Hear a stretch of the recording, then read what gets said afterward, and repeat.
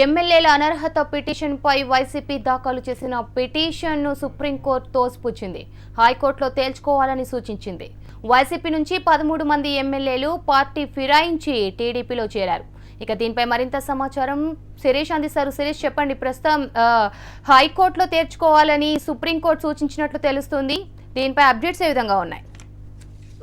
13 మంది వైసీపీకి సంబంధించిన ఎమ్మెల్యేలు టీడీపీలో చేరే విషయం పైన వాళ్ళపైన స్పీకర్ అనర్హత వేటు వేయాలి, అనర్హత వేసే విషయంలో జాప్యం చేస్తున్నారు, ఈ విషయంలో కలగజేసుకోవాలని చెప్పేసి ఆ పార్టీకి సంబంధించిన ఎంపీ మేకపాటి రాజమోహన్ రెడ్డి సుప్రీంకోర్టును ఆశ్రయించడం కూడా జరిగింది. ఆ పిటిషన్ విచారించిన సుప్రీంకోర్టు ధర్మాసనం ఆ పిటిషన్ తోసిపుచ్చడం కూడా జరిగింది.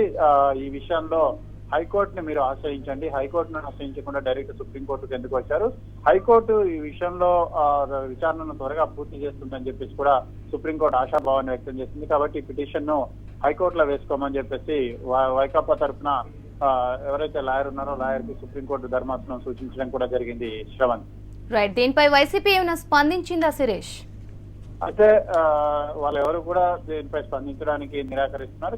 ఇదే అభిప్రాయాన్ని కూడా వ్యక్తం చేస్తున్నారు. ఏంటంటే సుప్రీంకోర్టు ధర్మాసనం ఏదైతే హైకోర్టులో ఛాలెంజ్ చేయమని చెప్పి సూచించిందో దాన్ని హైకోర్టుని ఛాలెంజ్ చేస్తాము, అక్కడ కూడా తమకు న్యాయం జరగకపోతే అప్పుడు మేము మళ్ళీ సుప్రీంకోర్టును ఆశ్రయిస్తామని చెప్పేసి కూడా వైసీపీ నేతలు చెప్తున్నారు. Right, thanks for joining Sirish.